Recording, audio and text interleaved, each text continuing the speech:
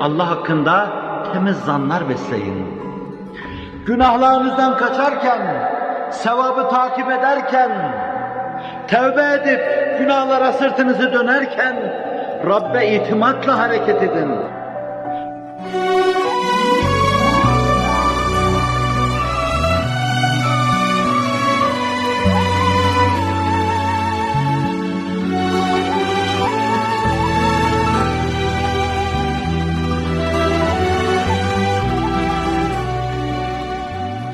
Zira bir hadiste yine Allah Resulü şöyle buyuruyor.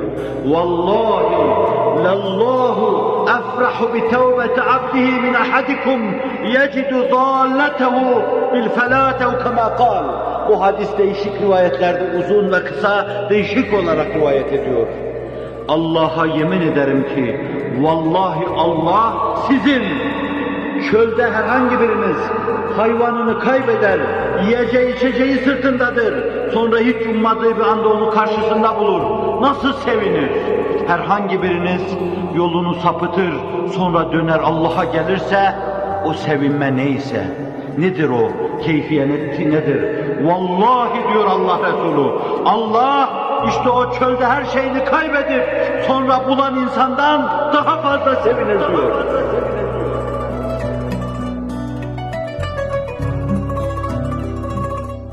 Sevinme nedir bilemeyeceğim. O sevinmeyi ona isnat ederken de ürperiyorum. Ama Sadık-ı Masluk o tabiri kullanmış. Efrah tabirini kullanmış. Allah yoldan çıksanız dahi bir gün kendisine döneceğiniz anı bekler, intizar eder. Bekleme nedir? Bekleme bize göre zamani bir hadisedir. Ama kelime bilemiyoruz. Kelime sıkıntısından, kahtından, galasından bu türlü kelimelere sığınıyoruz. Rabbimize ait, kelimelerle anlatılmayana ait şeyleri kelimelerle anlatıyoruz, beni bağışlayın.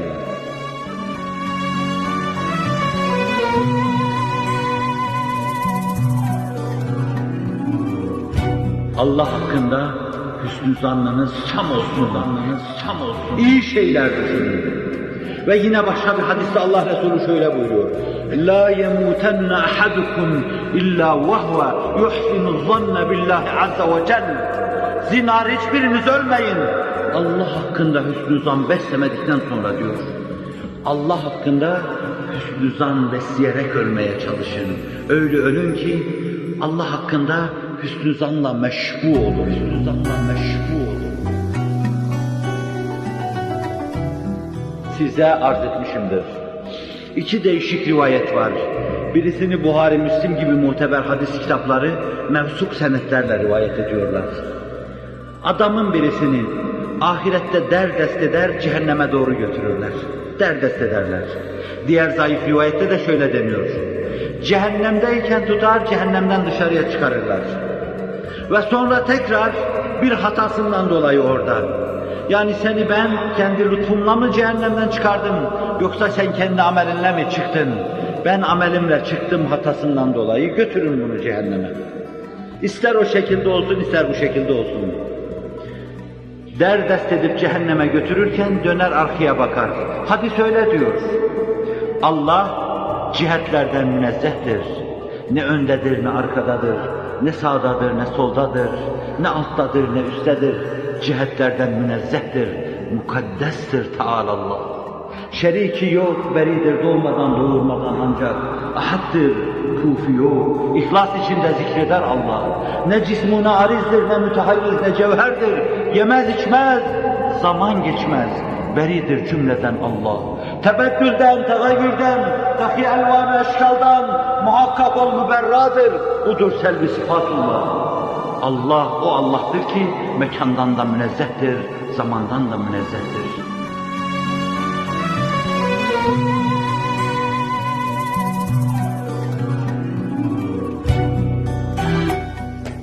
Ama hadis öyle diyor, döner arkasına bakar. Cenab-ı Hak biliyor, alem. Meleklere sorar, sorun niye arkasına bakıyor? Niye arkana baktın derler. Ve şöyle der, kalbi kırık, mazlum, mağdur, derdest edilmiş fakat hüsnü zannı sağlam. Rabbim bu hüsnü zannınla öteye gitmeye muvaffak eylesin. Size de tam hüsnü zan ihsan eylesin. Ve hüsnü zannınızla o mübarek göçe katılmaya sizler de muvaffak eylesin. O göçü öylece yapmaya sizleri muvaffak eylesin. Allah'ım, ben senin hakkında hiçbir zaman böyle düşünmemiştim. Ben zannediyordum ki kedi gibi sütü döksem de, gelip bilmem ne gibi kovaya bassam da, bilmem ne gibi ne yapsam da yani senden hep beklediğim şuydu ki beni bağışlarsın, affedersin, haydi yaramaz çocuk dersin, götürün bunu da cennete buyurursun. Allah Celle Celaluhu, ene inde zanni abdi bi, kulum beni nasıl sanarsa ben öyleyim. Kulum beni nasıl sanarsa ben öyleyim. Madem sen beni böyle zannediyorsun, yarlayacağım, affedeceğim, bağışlayacağım, günahlarından dolayı derdest etmeyecek, muhakazada bulunmayacağım. Ben de sana öyle muamele ediyorum.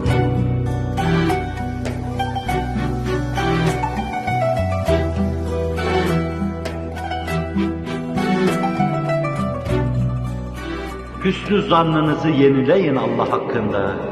Şu ölü milletleri dirilteceğine dair, milletimize yeniden can bahşedeceğine dair Allah hakkında hüsnü zannınızı çok sağlama bağlayın. Ama başta o recanın tarifinde arz etmeye çalıştığım gibi amelde de zinhar kusur etmeyin.